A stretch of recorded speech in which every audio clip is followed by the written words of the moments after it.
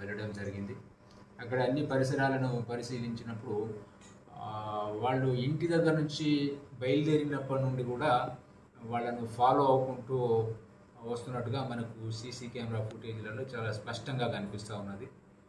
So ఎక్కడైతే ఈ temple దగ్గర ఏంటంటే స్ట్రీట్ లైట్ లేకపోవడం, అక్కడ చీకటిగా ఉండడంతో ఈ దొంగలకు కొంత అనుకూలంగా ఉన్నటువంటి ప్లేస్ లెక్క ఉన్నది.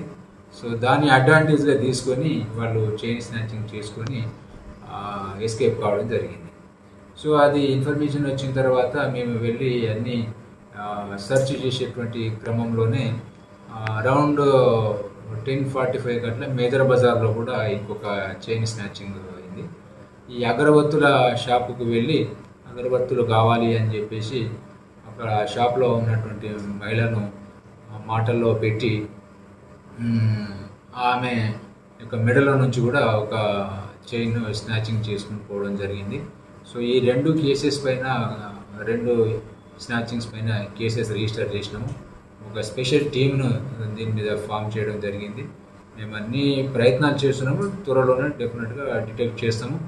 ఈ సందర్భంగా నగర ప్రజలకు తెలియజేసేది ఏంటంటే, కొంచెం అనుమానిత వ్యక్తులు ఎవరైనా కనిపించినప్పుడు అవసరం లేకుండా అటు ఇటు తిరుగుతున్నట్టుగా, లేకుంటే షాప్లో కూడా వాళ్ళ మూమెంట్ మీద ఏదైనా అనుమానం వస్తే మరి పోలీస్కి ఇన్ఫామ్ చేయండి. అదేవిధంగా మీరు కూడా కొంత జాగ్రత్తలు తీసుకుంటే ఈ యొక్క చైన్ స్నాచింగ్ను మనం కంట్రోల్ చేయొచ్చు.